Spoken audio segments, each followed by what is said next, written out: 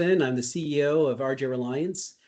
In this series, I'm talking with business owners, operators, HCM leaders, employees, partners, and industry experts about how work is changing.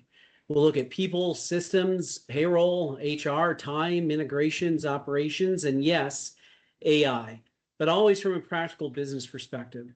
The goal is simple: understand what companies should be thinking about as they modernize how work gets done. Today, I'm talking with a senior project manager who helps guide HCM, payroll, time, HR, and workforce system integration projects.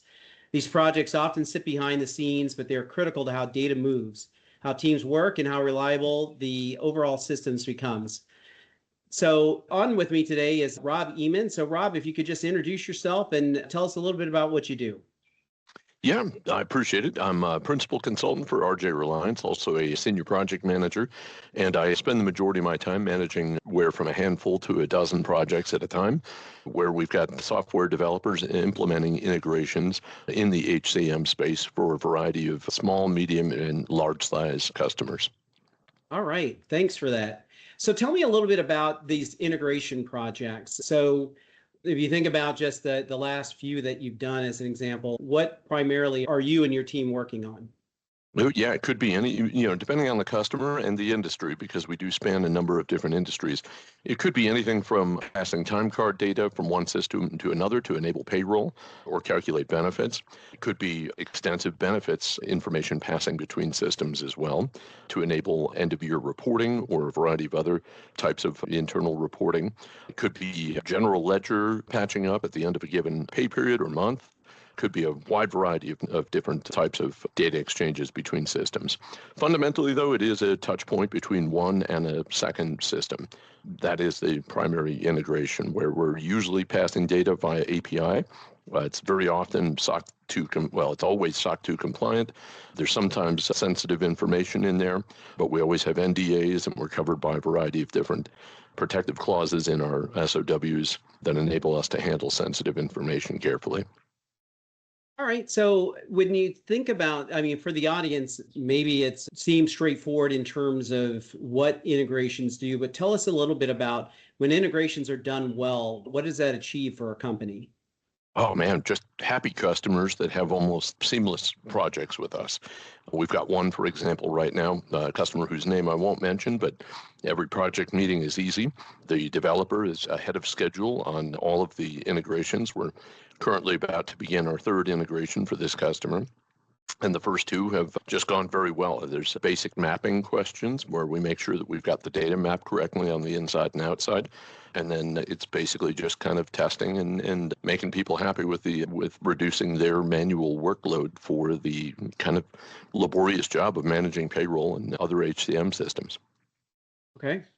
And then when you think about what part of an integration project tends to surprise business teams? Not everybody is always technical, but where do projects get hung up, if you will, by when you're starting or working through a project? Oh, sure. Well, there's a couple of different areas. The first one is, we're the technical experts at exchanging data. So very often there's a bit of a customer education that happens related to API endpoints and how we pass information from a technical perspective and why it can be easy to do. And then kind of on the other side, once customers see what is possible, we very often get additional requests for, oh my gosh, you've saved me so much time with this integration. Could you possibly also fold this in as well? And very often we're able to add in something small, just a little tweak here or there that we don't realize will actually save some of their back office personnel hours of manual work or time spent double checking things. So and that's excellent. Obviously, anywhere, way, shape, or form, we can save time, save from manual process outcomes is always the main goal, right? Yep. So as a principal solutions consultant with many years of experience, and obviously knowing that you also serve as a program manager or project manager when needed, how do you keep your business teams, your technical teams, and your vendors aligned? Great point, or great question. So it comes down to discipline, rigor, and communication. So when people commit to things, document that and exchange that information with them and make sure that we're reminded of things. We're all busy. We all have multiple competing priorities. And just highlight any possible roadblocks and just keep channels of communication open and don't nudge people too hard, but make sure they're reminded from time to time about upcoming deliverables and be flexible where you need to. Yeah, makes sense. So thinking about one of the main topics for today for the audience is around artificial intelligence. There's been a lot of change, obviously, over the past months and the last few years. I mean, if you go back before 2022, AI really wasn't much in the way of a conversational piece. But today it's on, every news outlet, everything you're reading, everything you're looking at.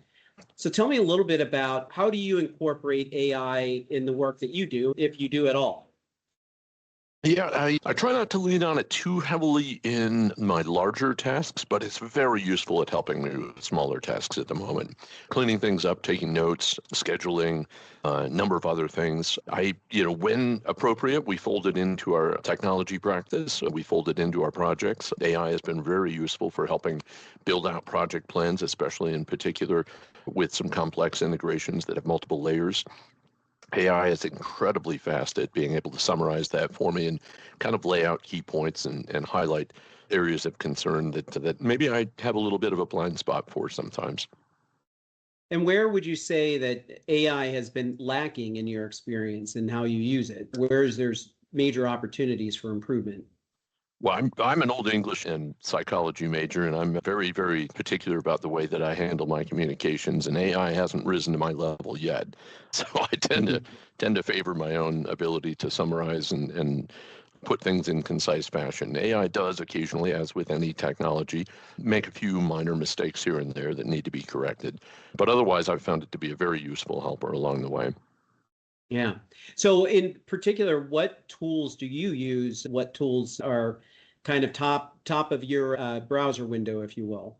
Yeah, so ChatGPT has been quite useful in terms of helping me with kind of a variety of smaller tasks.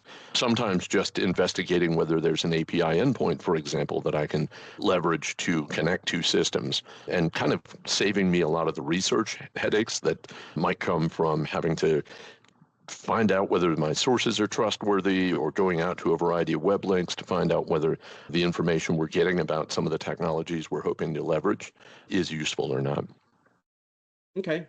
So in thinking about these particular tools and in particular how you and or your teams are utilizing them, one of the common themes has been around using those tools in testing, right? So really kind of speeding up that process.